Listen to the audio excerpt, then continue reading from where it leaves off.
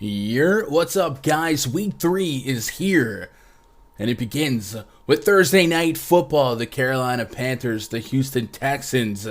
Texans limping into this one without Tyrod Taylor. Gets injured last week, and that's very unfortunate because he was looking pretty rock solid. And then the Panthers are looking pretty exciting. I mean, there are some pessimistic Panthers fans that I know that seem to be a little bit more encouraged. That they've seen so far through 2 weeks of the regular season. So another opportunity for the Panthers to start their season even stronger in a game they should win on Thursday night. I'm Gun. If you guys are new to the channel, do me a favor, hit that thumbs up and subscribe. If you like daily fantasy sports and daily fantasy sports content, I cover baseball, football, and NBA, including near daily live streams. So I would love for you to be part of this YouTube community. And then if you are looking to take your DFS game above and beyond to the next level, go to rundfs.com, get yourself a membership. We've got a really tight-knit community of winners and grinders and players of DFS at all different bankroll levels, all different sites and sports betting, including DraftKings, FanDuel, and we have guys winning at each and every level. In the last 5 days alone, I'm not making this up, I've had a longtime member finish high in the mini-max. I've had a buddy Shady, longtime a member of the community, bink a soccer tournament for 20K. And then on Monday night, two of the members had the nut lineup for the Monday Night Football Showdown. So I'm seeing members have success in every sport. MMA, I saw MMA success over the weekend. So in every sport. So while I just cover football, basketball, baseball, this community is grinding everything. And if you guys are looking to grow and develop as players and really just be part of a team, I definitely encourage you to be part of a community like that. Even if it ain't mine, it's hard to play DFS enough as it is right now. Get into a Discord, a Slack, a Twitter group, DM, something like that, of a bunch of like-minded members that will keep each other on their toes. If you see some news drop, you tag everyone, you let them know. It's such a invaluable part of my process every day. And then in my Discord, my community, I have pre-lock voice chats that I'm part of for at least 2 hours before every main slate. So if you guys are looking to shoot some breeze, talk some strategy, make some player pools as we wait for news and confirm lineups, I definitely welcome you with open arms. So grab a mic, join the conversation, or just listen in and work your way up. Let's talk about this Thursday night football game between the Panthers and the Texans. First thing we want to look at is the Vegas lines and create a game script in our head. Right now, we've got a game total of 43.5. The Panthers, 8-point favorites right now. We would game script the Panthers to protect the lead and game script the Texans to play from behind. So you might expect the Texans to pass more. You might expect the winning team to run more, which is cool, but not necessary for us to really get excited to play Christian McCaffrey. Now, the caveat with McCaffrey is he will, without a doubt, be the highest owned player, the most sought after, and the highest projected player on this entire slate.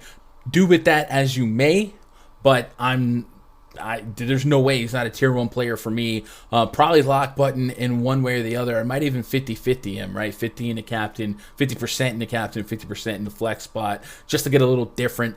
But Christian McCaffrey, easily the top player in this entire game to go out there and get exposure to. He has a real chance every time he steps onto a football field to give you a threat at 100 receiving yards, 100 rushing yards, 30-plus total touches. He's just a beast. Do not find yourself on the wrong end of great chalk, right? There's good chalk and then there's great chalk. And a healthy Christian McCaffrey is always great chalk. Next up, let's flip-flop it here. Let's go to the Texan side. The Brandin Cooks Express. Choo-choo. I'm going to keep him at tier 1 levels of exposure. He caught 5 of 7 targets in week 1 for 132 yards. He caught 9 of 14 targets in week 2. Short sample size, but context here. The Texans protected a big lead in week 1 against the Jaguars, and last week they trailed to the Browns and they needed to throw more. So we saw his target volume go up, and his target market share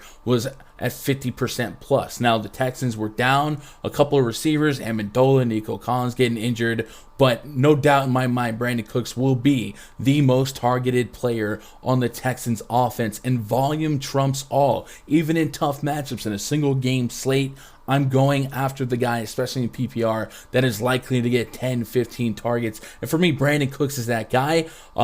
Cooks played most of his routes out of the slot last week. That could change with Anthony Miller in the mix, but no matter what, I am encouraged that Cooks will be moved all throughout the offensive formation and be looked after. So I love possession slot receivers to rack up PPR points. I love Brandin Cooks to muscle his way to a high volume game. I will have tier 1 levels of exposure to him, maybe a little bit of him in the captain spot, just to diversify a little bit after I get past the 20 lineups.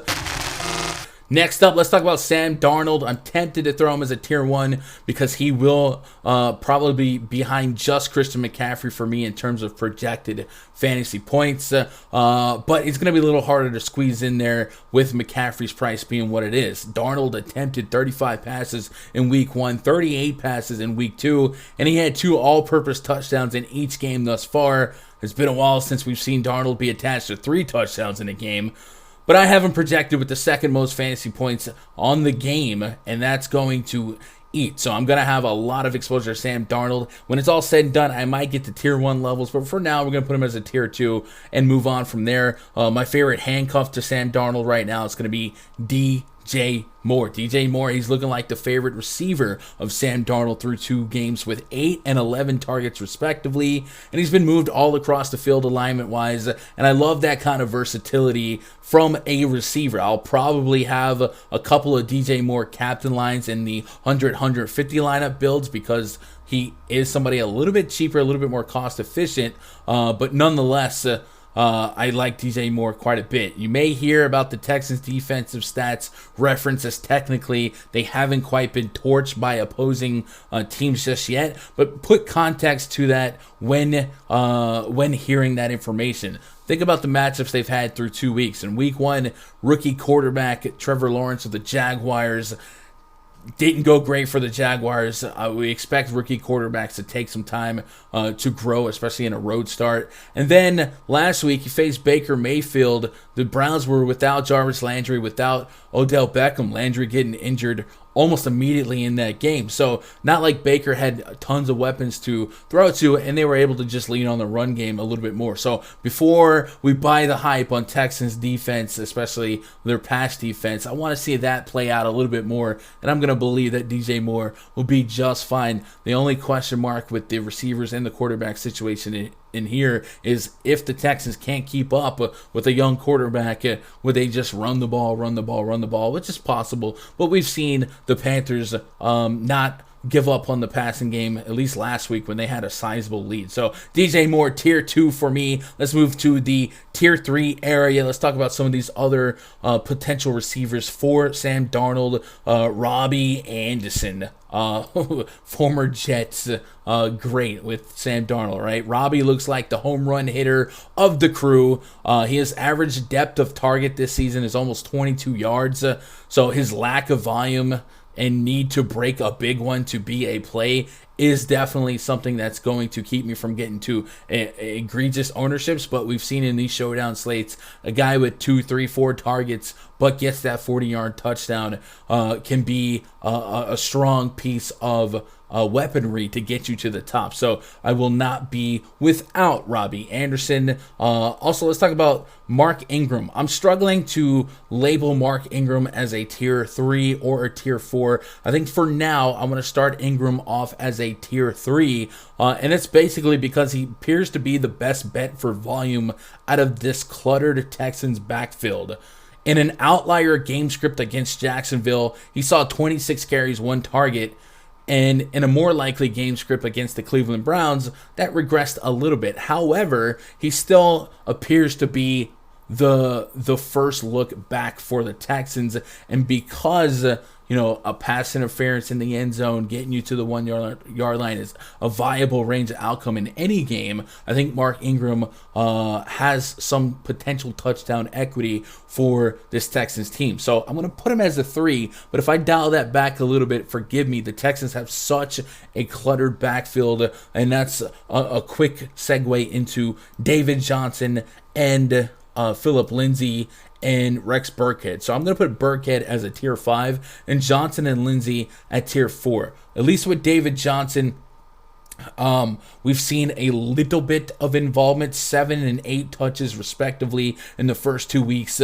Much like all of the Texans running backs, though, he's going to be risky, but you feel like you're going to need one of these running backs potentially to be part of the right key to maybe win $1 million. Phillip Lindsay has probably less volume than a lot of people realize because he has found the end zone in the first 2 weeks, but the volume has been so low that touchdown regression would steamroll him in his fantasy viability if he didn't find the end zone, and it's very, very likely, if not expected, for him to not find that end zone here today. But because it is at least a range of outcome, I'll put him in a tier 4 area with the potential to be demoted going forward. It's just kind of a spot where I gotta find some cheapies to kind of lean on.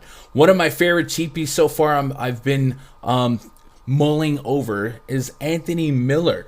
This is a guy that comes in at a really, really reasonable price of $1,500.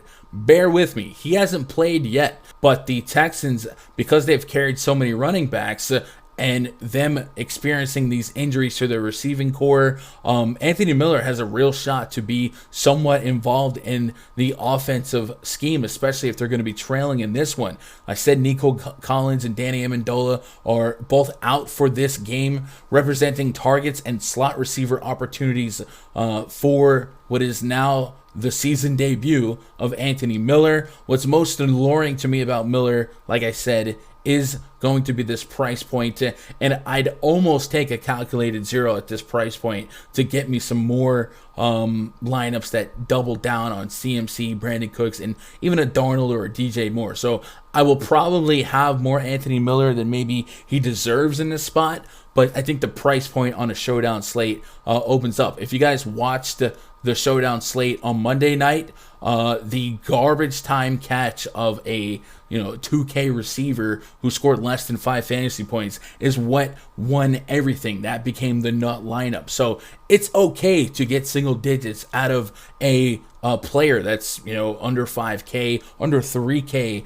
optimally. So Anthony Miller might be that dude for me. I also want to talk about the Panthers defense here. Panthers defense, I think I will start as a tier 3. I don't necessarily love playing defenses in these showdown slates, but in the preseason, Davis Mills completed just 48% of his pass attempts and had a 2 touchdown to 4 interception ratio. Last week, he had a 2-yard passing touchdown and also threw an interception. So a young quarterback on a short week in the bright lights of primetime football, high pressure situation, when you think about it like that. I like the propensity for him to make some mistakes. I don't feel like he's working with the best group of weapons. So the Panthers defense, that front four, has shown a really good pass rush so far. So I like them to put some pressure on this quarterback, and if they can force a couple sacks and most importantly get that ever elusive turnover for the defensive touchdown, I think that will be a strong play. We haven't seen defensives in the winning lineup yet, but I think this could be a week that things change a little bit. And I would also remind you guys that even if you have a Panthers defense infatuation, it doesn't mean you can't play up to 2 receivers for the Texans in a single game slate because of PPR. The beauty of PPR, right? Brandin Cooks can get you 100+ yards, 8 catches, not see the end zone, and still be an elite play in a 1-game sample size. If you look at week 1 against Jacksonville, that's exactly what happened. No touchdowns, but he dropped 20+. So I know long term, the term negative correlation does come to mind, but you get a little bit freaky in these single game. I want to talk about some of the tier 4 guys that are just going to be scattered.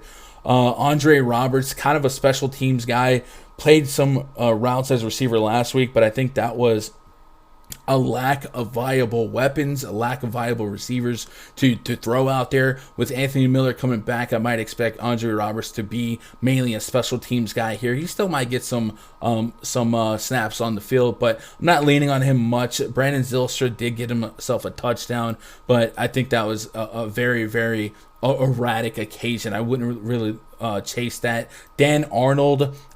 Texans have been getting torched by tight ends through the first 2 weeks. They've allowed 18 receptions for 177 yards and an 86% catch rate. Arnold's routes run seem to correlate with the scoreboard, so we'll be looking for him to get involved earlier than later if we do play him.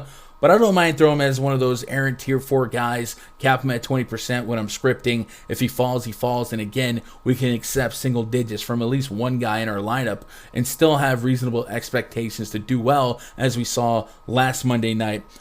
Terrence Marshall, he's been on the field around 60% of dropbacks for Sam Darnold. Chip in a chair for him to do well. I'm going to start him as a tier 4 for now, and just kind of lean on DJ Moore being the main guy for me. And if he fell into one of these other guys on a touchdown catch, so be it.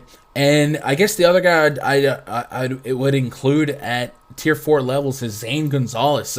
I don't mind kickers on strong favorites, especially on the road. Zane Gonzalez might be that guy here. I'm not really reaching for anyone else on the Panthers side to come through as a strong play. There are some cases to be made for errant touchdowns from backup running backs or something like that, but that's not really where I want to get to. And lastly, question on what to do with Davis Mills. I'm going to put him as a tier 4 for now, and the main reason being, if you look at the price points for this slate, Davis Mills being one of the top 6-7 price guys on the slate, he has a strong responsibility to deliver, and I just think he's in no man's land. Like, he would need 200 plus yards, 2 to 3 touchdowns to probably be a viable piece in tournaments. So you can miss me with some Davis Mills.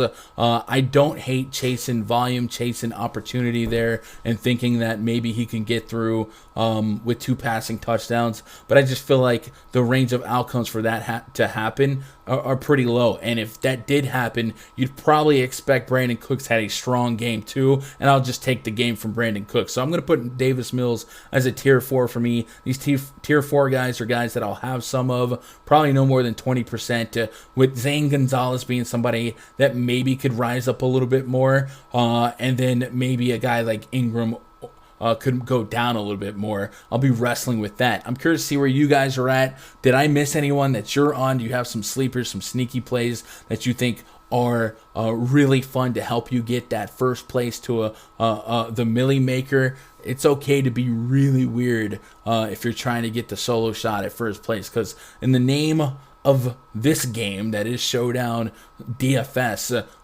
the propensity to duplicate lineups and then share first place with just a train, hundreds of duplicated lineups, considering how many entries in the contest, is a real thing. So it's really impressive when somebody walks away as a solo winner. So I'm kind of curious to see what you guys might have in mind in your evil scientist labs. That's all I got for this showdown, man. I hope you guys crushed it. If you guys got anything else for me, twitter.com/Gundacker. DMs are open, man. Help me out. Hit that thumbs up. Remember, subscribe if you haven't already. I'll see you in the next one. I love you guys. Good luck. God bless. And go win some money.